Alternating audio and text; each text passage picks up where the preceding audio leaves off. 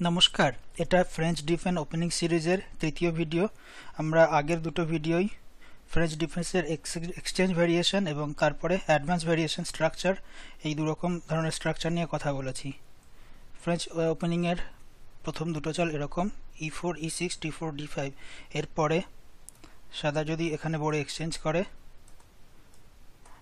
তবে exchange structure আসে, বা কোনো সময় সাদা যদি এই বোর্ডটাকে এগিয়ে দেয় তাহলে পরে অ্যাডভান্স স্ট্রাকচার তৈরি হয়।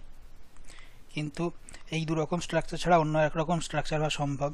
তৃতীয় চলে সাদা যদি ঘোড়াটাকে বার করে বোর্ডকে রক্ষা করে তাহলে পরে কালোর কাছে সম্ভাবনা থাকে কালো এই বোর্ডে দিয়ে বোর্ডে খেয়ে নিতে পারে। খেয়ে নিলে সাধারণত বোর্ডে খেয়ে নেয়। এই খেয়ে নেওয়ার পরে যেরকম স্ট্রাকচার তৈরি হয় এই স্ট্রাকচারটাকে বলে রুবিনস্টাইন স্ট্রাকচার। এই ক্ষেত্রে কালোর মন্ত্রীর দিকে 3টে বোর্ডে আছে, রাজার দিকে 4টে বোর্ডে আছে, কিন্তু সাদার মন্ত্রীর দিকে 4টে বোর্ডে আছে, রাজার দিকে 3টে বোর্ডে আছে। সুতরাং পজিশনে একটু ইমব্যালেন্স বা অসাম্য রয়েছে।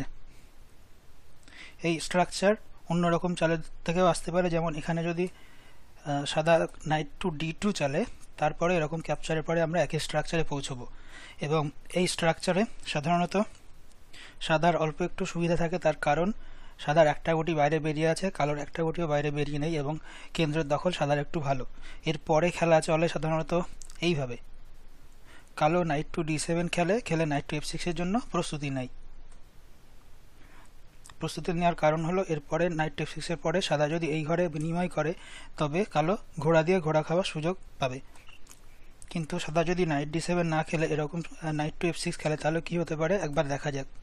এই অবস্থায় সাদার অনেকগুলো চাল আছে, এখানে চালতে পারে, ছেলে ঘোড়াটাকে পিন করতে পারে, অথবা এখানে চালতে পারে, কিন্তু এটা ক্যাপচারও করতে পারে। এটা যদি খেয়ে নেয় সাদা তাহলে পারে কালোর কাছে দুটো অপশন আছে। এই বোর্ডে দিয়ে যদি ঘোড়া খায় তাহলে পারে কালোর রাজার দিকের বোর্ডের যে গঠন সেই গঠনটা ভেঙে যাবে। সুতরাং রাজা পরবর্তীকালে এই দিকে কাসল করলে রাজার নিরাপত্তা সুনিশ্চিত হবে না। আর খেলার শেষ ভাগে বা এন্ড গেমের দিকে গিয়ে কালোর এই বোর্ডের স্ট্রাকচার ভাঙার জন্য অসুবিধা হবে। সুতরাং এটা খুব একটা ভালো অপশন নয়। আর একটা অপশন হলো এটা খাওয়ার পরে কালো মন্ত্রী দিয়ে খেতে পারে, এবং মন্ত্রী দিয়ে খেলে পরেও বিপদ হওয়ার সম্ভাবনা আছে, তার কারণ মন্ত্রী একদম খেলার শুরুতেই বাইরে বেরিয়ে চলে আসছে। একটা সম্ভাবনা দেখা যাক খেলা যদি এইরকমভাবে চলে, ধরা যাক কালো এরপরে ঘোড়া বাইরে আনলো এবং তারপরে সাদা গজটা বাইরে আনলো, এবং কালো এই গজটা এই দিক দিয়ে বার করার জন্য এরকম একটা চাল খেললো। এই অবস্থায় সাদা অ্যাকচুয়ালি এই গজটাকে এখানে খেলে কালোর মন্ত্রীকে বন্দি করে ফেলতে পারে। কালোর মন্ত্রীর কোথাও পালাবার জায়গা নেই। সুতরাং একদম শুরুতেই মন্ত্রী দিয়ে ক্যাপচার করলে আপনাকে সতর্ক থাকতে হবে।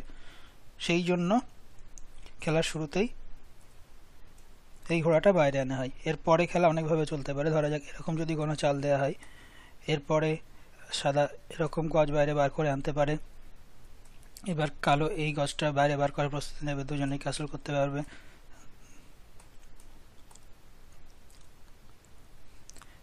তারপরে ধরা যাক এখানে যেতে পারে, গজ বাইরে এলো,